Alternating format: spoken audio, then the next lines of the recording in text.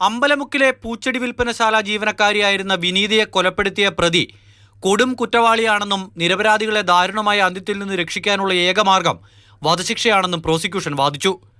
പ്രതിയുടെ പ്രവൃത്തി അതിക്രൂരവും പൈശാചികവും സമൂഹത്തിന്റെ മനസാക്ഷിയെ ഞെട്ടിക്കുന്നതുമാണ്.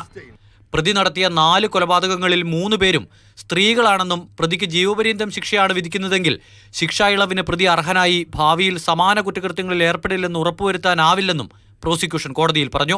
എൻ്റെ മോളല്ലേ മരിച്ച, അപ്പോൾ എനിക്ക് ആഗ്രഹം, ഞങ്ങളുടെ കുടുംബത്തിൻ്റെ മക്കളെ എല്ലാവരുടെയും ആഗ്രഹം വധശിക്ഷ കിട്ടണമെന്നാണ്. പശ്ചാത്താപമുണ്ടോ എന്ന കോടതിയുടെ ചോദ്യത്തോട് തെറ്റ് ചെയ്യാത്തതിനാൽ ഇല്ല എന്നായിരുന്നു രാജേന്ദ്രന്റെ മറുപടി. ഇവിടെയല്ലെങ്കിൽ ഉയർന്ന കോടതിയിൽ നിരപരാധിയാണെന്ന് തെളിയുമെന്നും ചെയ്യാത്ത കുറ്റത്തിന് ശിക്ഷിക്കണമെങ്കിൽ ശിക്ഷിക്കാമെന്നും പ്രതി പറഞ്ഞു. പ്രായമായ അമ്മയെ നോക്കണമെന്നും പഠിച്ച അഭിഭാഷകനാകണമെന്നുമായിരുന്നു രാജേന്ദ്രന്റെ മറ്റാവശ്യങ്ങൾ.